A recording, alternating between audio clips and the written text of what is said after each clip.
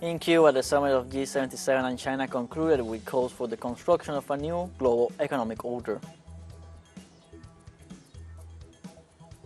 In Peru, social and political movements demonstrate against the actions of Congress to dismiss the members of the National Board of Justice. And in Iran, the government rejected the United States accusations about Tehran's alleged links of the sales of drones to Russia for their use in the Ukrainian conflict.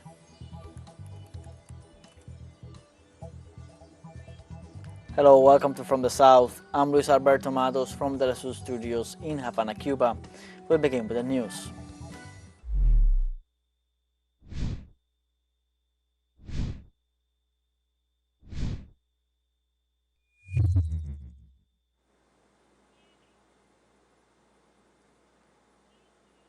The G77 and China Summit closed in Havana, Cuba on Saturday with the approval of its final declaration. The 47-point document, drafted by the Ministers of Foreign Affairs of the member states, was submitted to the plenary session for approval on Saturday after 2 full days, where more than 90 heads of states and government took the floor to touch on the most important issues affecting the Global South. The declaration focused on the relevant role played by science, technology and innovation for the future of the developing countries, the need of unity to achieve the group's strategic goals, the respect for the United Nations Charter and international law, and the need to change the present unfair international economic order as a main obstacle for the development of the Global South nations. The document also expressed the group's solidarity with the peoples of Libya and Morocco, victims of recent natural disasters, and reiterated its rejection against any measure of extraterritorial impact and all other forms of coercive economic measures, including unilateral sanctions against developing countries. The declaration also established September 16th as a day of science, technology, and innovation in the South. In the closing remarks of the G77 and China Summit, the Prime Minister of Cuba, Manuel Marrero Cruz, expressed the strength with which the representatives of the southern nations spoke, denouncing the injustices of this world and demanding our rights. He also deeply appreciated the numerous expressions of rejection to the criminal blockade against Cuba and the solidarity and support to the Cuban people.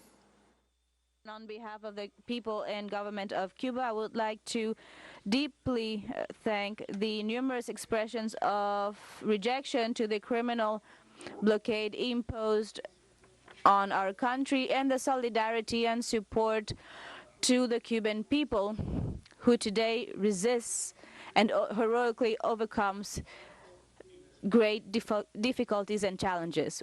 I invite you to work together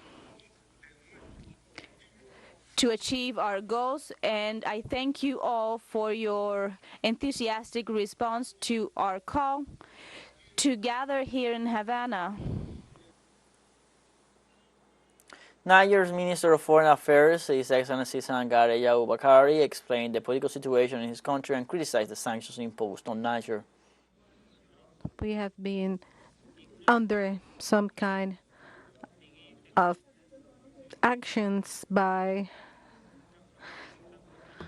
some armed forces that have been leading our countries to actions of endangerment of our safeguard in our nation and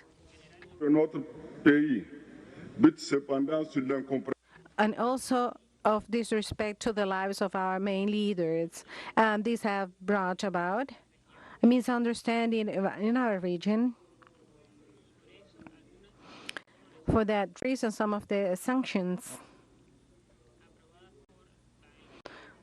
that have been implemented by the Western African Committee have been also considering some threatening position against my country. Since July 30, 2023, those sanctions have been implemented against our country, and also international entities, including the United Nations, have been given place to these actions because the people of nature made the decision to get from this unbalanced situation in the country. For those who are in doubt of the possibility of nature to be emancipated from this relation that was in our country for years, we can confirm here that the situation has get to an end. The Nigerian foreign minister also stressed the importance for his country to work together with this free bordering nation, pledged Niger's determination to develop science, technology and innovation, and also urged to boost South-South cooperation. The three countries in the borders in that area are key for international situation. These three countries are playing a very relevant role today in the international context with the existence of raw material in those three nations. We are determined to develop a project to support science, technology, and innovation. We would like to invite investors to go to Israel to reinforce South-South cooperation.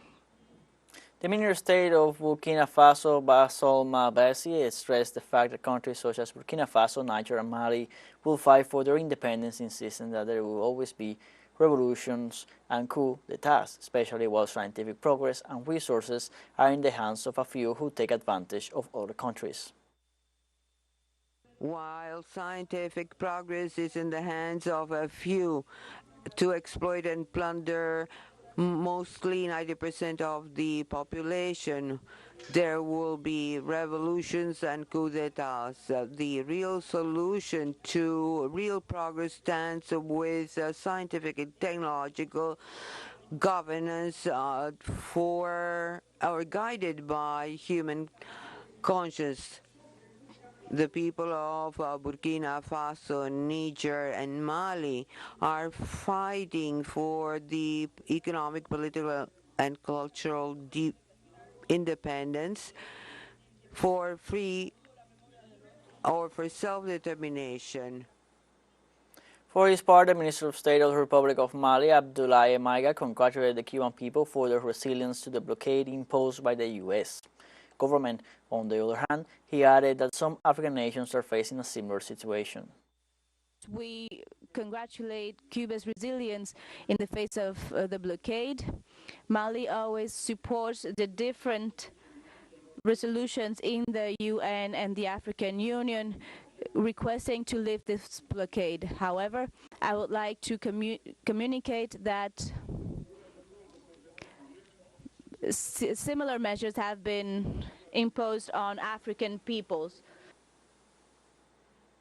Syrian Finance Minister Kenan Yagi referred to his government's ceaseless efforts to develop science and technology despite the war and the European and U.S. blockade against Syria. Syria as a country is spending ceaseless efforts in advancing science and innovation in spite of the war that has been waged since 2011 associated with the European and American unjust blockade against our country. This blockade has affected all the facets and levels of our lives in Syria. The Minister of Foreign Affairs and Curriculum Affairs of the Republic of Trinidad and Tobago, Mary Brown, expressed the hope that science, technology and innovation will contribute to the advancement of sustainable development. We retain the hope that science, technology and innovation will contribute comprehensive solutions as our nations work together for a sustainable future.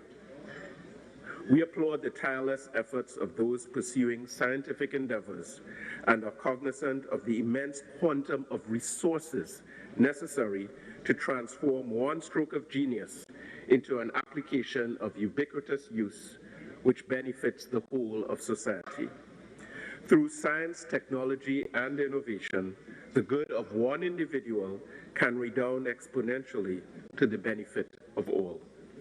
It is incumbent upon us, therefore, to ensure that the positive developments of science and technology are enjoyed equitably by every individual on the face of the planet.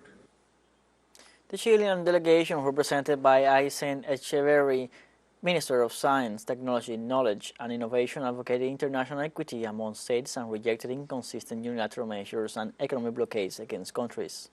We have been consistent in rejecting the blockade against Cuba and will continue pointing out the illegality and irrationality of a blockade against a country. The effects of the pandemic made it clear that the economic blockade not only affects persons and their rights, As pointed out by President Gabriel Boric at the last CELAC European Union Summit, the Cuba's declaration as a country sponsoring terrorism is unacceptable, and we reiterate this at this G77 and plus China Summit. We want to express our solidarity with Cuba and its people. This has been reciprocal. For more than 50 years, or 50 years ago, my country suffered a coup d'etat that affected the democracy and institutionality of the country, as well as thousands of persons. Cuba, together with other countries in this room, showed their solidarity, and we will always be grateful to this solidarity and to those countries that gave opportunities to Chileans in the exile. Meanwhile, Kamel Balari, Algeria's Minister of Higher Education and Scientific Research, indicated in his speech that his country has allocated $1 billion to support technology and innovations in African states and has helped them to improve infrastructure in fiber optic and the way to connect between them. Algeria have allocated more than about $1 billion to support technology and innovation and supporting African states and helping, as well as helping them improve infrastructure. For example, the fiber optics and the path of connecting African states. We would like, it is noteworthy to enforce the importance of the role that Algeria plays to create an inclusive African system through policies and laws that enhance investments in science and technology. At the G77 meeting, the Deputy Minister of Foreign Affairs of India presented 3 proposals to the group. We would like to flag 3 issues to the G77 family. 1, the group of 77 came together to speak in one voice at the UN on economic and developmental challenges. We should not get distracted by bilateral political issues amongst our member states. 2, let us reinforce the unity and solidarity of the group. Consensus has been our guiding principle and must be honored. Chair's ruling should be an exception and not become an operating norm. Our working methods and procedures must be credible, open, consultative, and transparent, and codified to avoid ambiguities. 3, in 1964, we were 77 member states. Today we have nearly doubled, but keep the same name and undersell our case. Don't we deserve a name that reflects our numerical strength and our empirical weight at the United Nations? Let's take a short break now, but remember you can join us on TikTok at teleSUR English, where you will find news in different formats, news updates, and much more. Other stories coming up. Stay with us.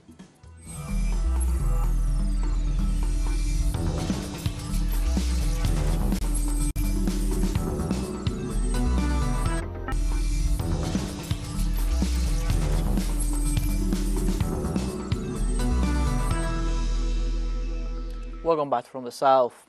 The president of Venezuela, Nicolás Maduro, held a meeting with his counterpart from Honduras, Xiomara Castro, aimed at strengthening bilateral ties. The meeting took place in Havana, in the Cuban capital, within the framework of the G77 plus China Summit. The topics discussed during the meeting were related to bilateral cooperation and future projects for the benefit of both countries, as well as agreements in strategic areas. In this sense, the governments of Venezuela and Honduras evaluated the development of cooperation programs in scientific and technological matters. The presidents of Venezuela, Nicolás Maduro, and Nicaragua, Daniel Ortega, also held a meeting in Havana, Cuba, in the framework of the G77 and China Summit. During the meeting, the presidents reaffirmed their commitment to strengthen their bilateral relations and reiterated their determination to pursue the path of international cooperation. The meeting, which is part of the agenda of both leaders in the context of The international meeting was attended by Venezuelan Foreign Minister Ivan Gil. Both presidents also agreed on strategies to confront hegemonism and the pretensions of the United States to always be the guardian of the world. They recall as well the agreements reached throughout their historical relationship in favor of the peoples.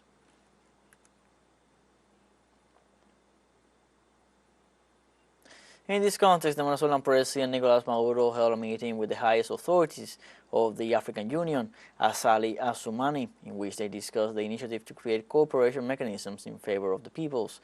The occasion was appropriate for President Maduro to reaffirm his affection for the African continent, with which he shares the same common destiny of fighting for the freedom and happiness of peoples. In Peru, the Platform for Democracy, made up of more than 60 social, political, and human rights movements, joined together to demonstrate against the Congress, asking the legislature not to disintegrate the National Justice Board. In this context, the March for Democracy ran through the capital Lima to protest against the attempts of Congress to try to remove the National Board of Justice, which is in charge of investigating and removing judges. Likewise, last week the Parliament approved the beginning of an investigation with the intention of deciding whether to recommend that the 7 judges that make up the body be dismissed. Protesters denounced that this decision could free several officials in office who have been accused by the board of various irregularities. Peru's Public Prosecutor's Office summoned President Dina Boluarte and the President of the Council of Ministers, Alberto Tarola, to appear before Congress for the death caused by police and military repression after they were appointed to power. The officials are investigated for the crimes of genocide, aggravated homicide, and abuse of authority related to the 67 deaths registered by bullets and tear gas during the anti-government protests. The investigation also includes ministers and former ministers who were part of Boluarte's cabinet during the national protest against her administration. Colombian Ombudsman's office warned that elections are under threat of violence. The warning was made on Friday by Deputy Ombudsman Andres Fajardo at the Festival of Ideas 2023, an event that takes place in Villa Leyva in the center-west of the country. Fajardo informed that there are 113 municipalities in extreme alert due to incidents of violation that could prevent the electoral process to be carried out normally in those areas. According to the office, at least 83 mayors have received threats and 9 are out of their territories for security reasons. At least 392 municipalities are reportedly under paramilitary control. The Colombian government has declared a 3-day mourning for the death of artist and sculptor Fernando Botero. Botero died of pneumonia early Friday morning at his residence in Monaco at the age of 91. During the 3-day mourning, the national flag will be flown at half-mast in all Colombian public buildings and embassies and consulates abroad. In Medellin, Botero's birthplace, City Mayor Daniel Quintero decreed a 7-day mourning. Fernando Botero was a figurative artist and sculptor, considered the most recognized and quoted artist from Latin America during his lifetime. His work can be found in highly visible places around the world, such as Park Avenue in New York City and the Champs-Élysées in Paris. We have a second and final short break coming up, but before we invite you to visit our YouTube channel at teleSUR English, where you can follow our special broadcasts, special interviews, and much more. Hit the subscribe button and activate the notification bell to stay up to date on the world's most recent events. A final short break, don't go away.